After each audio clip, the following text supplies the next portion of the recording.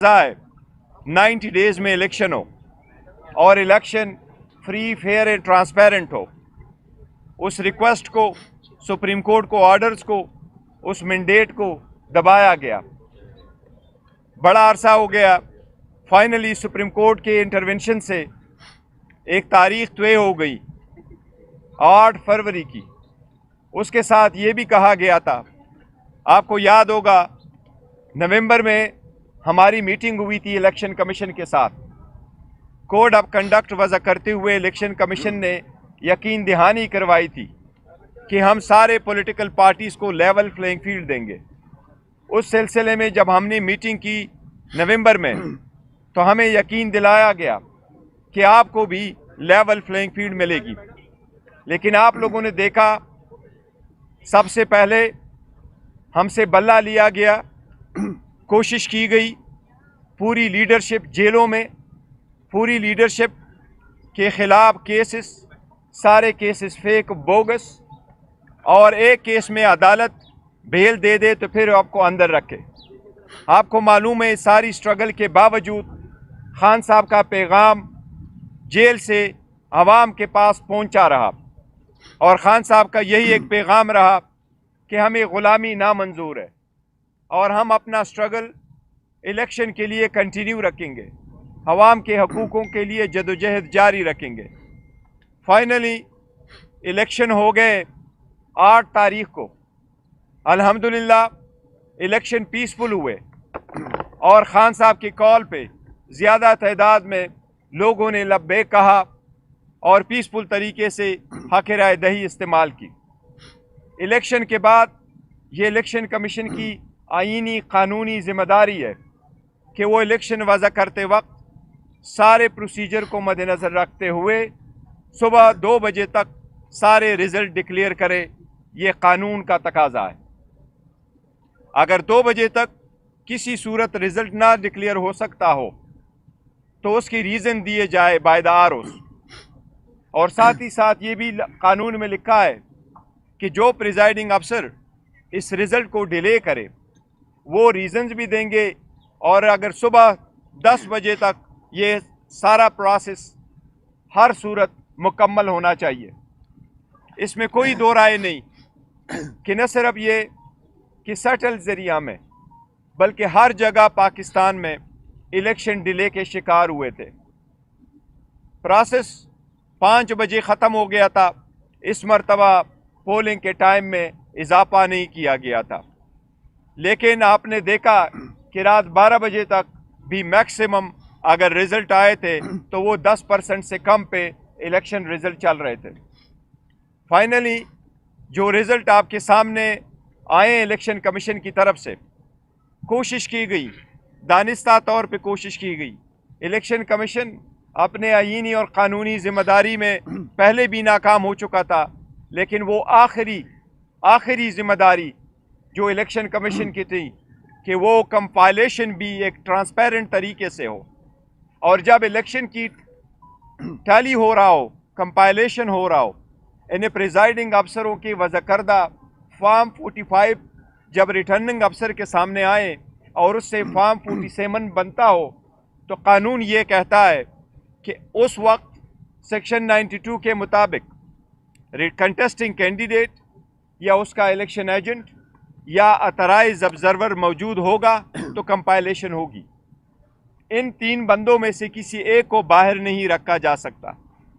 बावजूद इस कानूनी तकाज़े के वो सारा प्रोसेस इंडिविजुअली जो उन्होंने करवाया, उससे इलेक्शन डिले हुए और बिल्कुल दानिस्ता तौर पर कोशिश की गई कि पाकिस्तान तहरीक इंसाफ की विनिंग सीट्स को कन्वर्ट करके उसको डिफीट का शक्ल दिया जाए।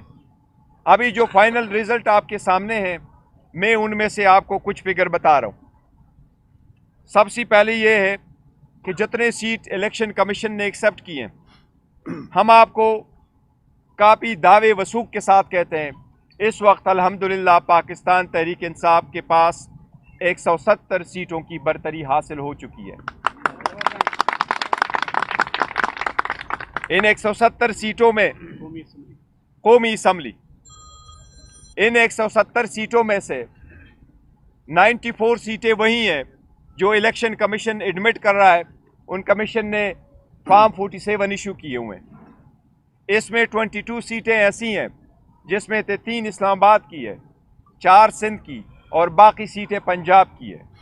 कि वो सारे फॉर्म 45 के बावजूद जो हमारी विनिंग सीट से ऑलरेडी और हमारी विक्ट्री डिक्लेयर्ड है उस पर उसको कन्वर्ट किया गया है टू डिफीट, जिस पे हम कानूनी कार्रवाई का अंदेशा दे चुके हैं। हम कह रहे हैं कि उस पर यह होगा और ये हमारी सीटें और हमारे पास रहेगी।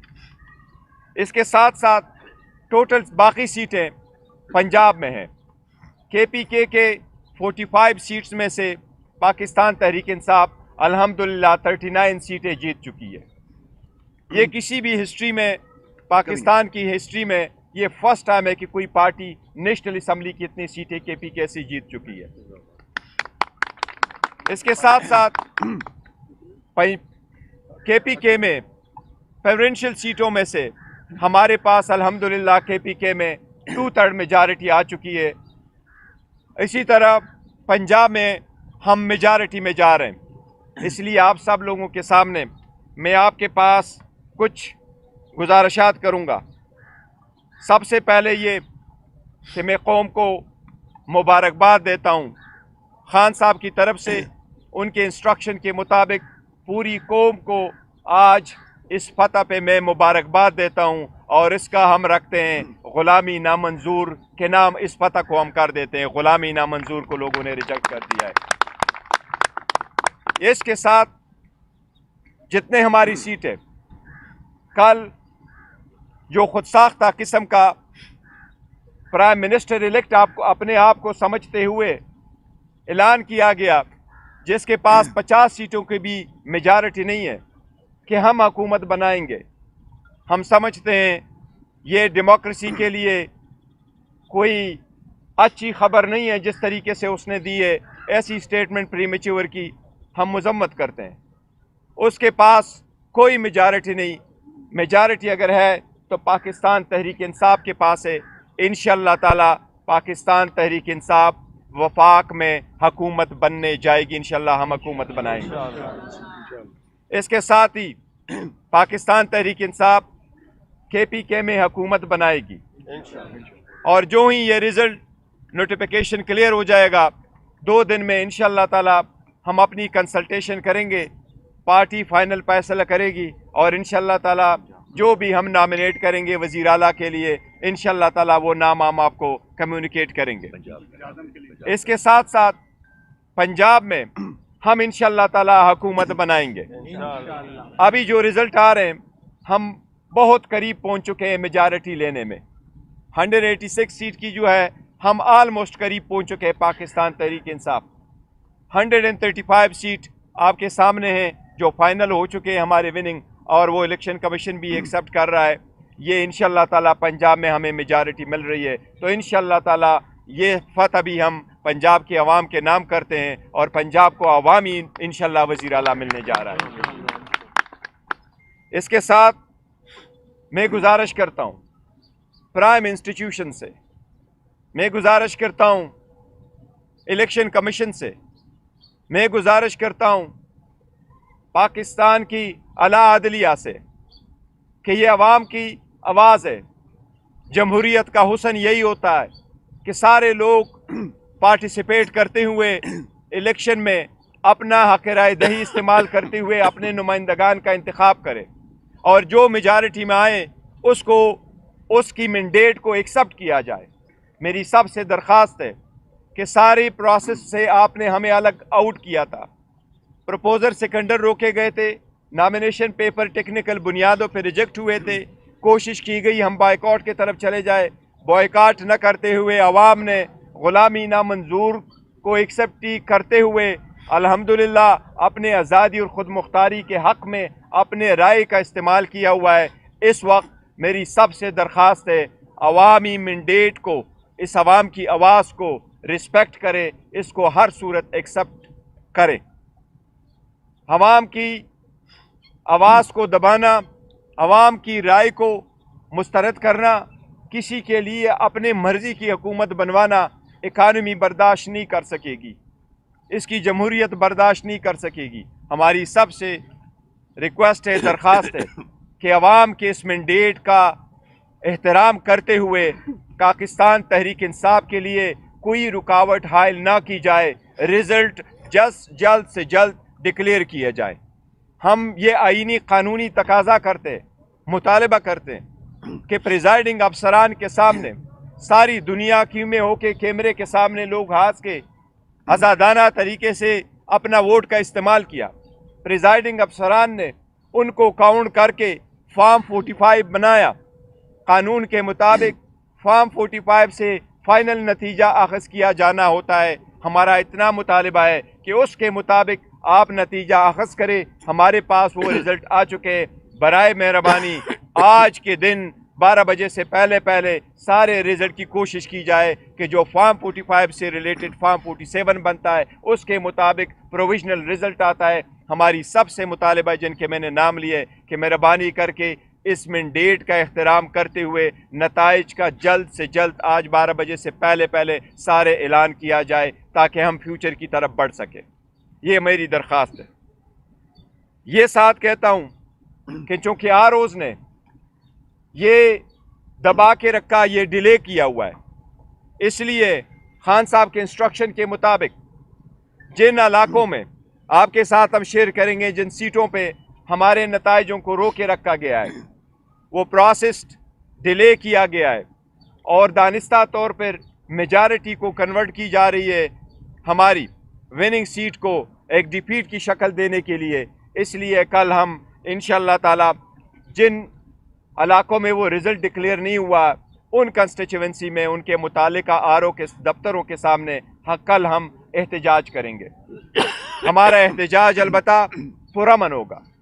मेरी अपने सारे वर्कर, सपोर्टर, कैंडिडेट से दरख्वास्त है, ये आपने कानून के मुताबिक करना है। आपका आईनी कानूनी हक है कि आप अपने कंडक्ट का इजहार करते हुए प्रोटेस्ट करें, लेकिन ये हर सूरत पीसफुल हो कि कोई सीरत आपके पास कोई डंडा नहीं होना चाहिए, आपके पास पाकिस्तान के झंडे होने चाहिए और आपके पास आरओ के सामने पीसफुल होकर के मुतालबा करना चाहिए मुतालिका आरओ से कि हमारे रिज़ल्ट को बिला ताख़ीर जारी किए जाए। अगर ये 12 बजे तक आज नहीं करते, कल हम इंशाअल्लाह ताला दिन के वक्त इस पे प्रोटेस्ट करेंगे।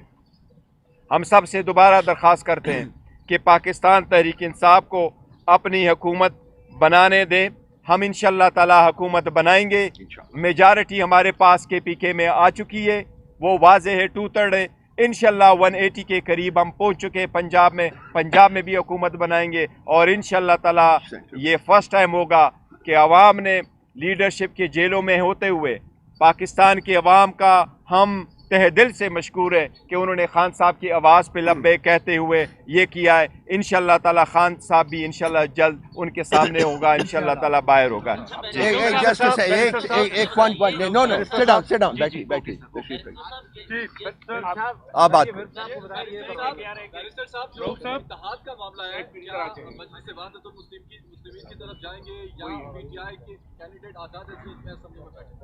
देखिए, जहाँ तक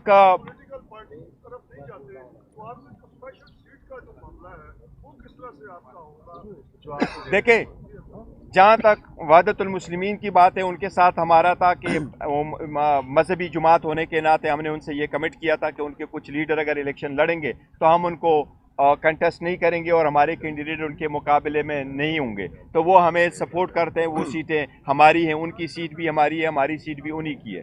तो हमने उनसे किया हुआ है, ये तो उनके हद तक है। जहाँ तक आप इस सीट का ताल्लुक है रिज़र्व सीट का, रिज़र्व सीट के लिए हमने इलेक्शन से पहले प्रायोरिटी लिस्ट नॉन मुस्लिम की भी और वमेन सीट की इलेक्शन कमीशन को भेज दी थी और उनके मुताबिक हमारे कैंडिडेट्स ने अपने नॉमिनेशन फॉर्म फाइल किए थे।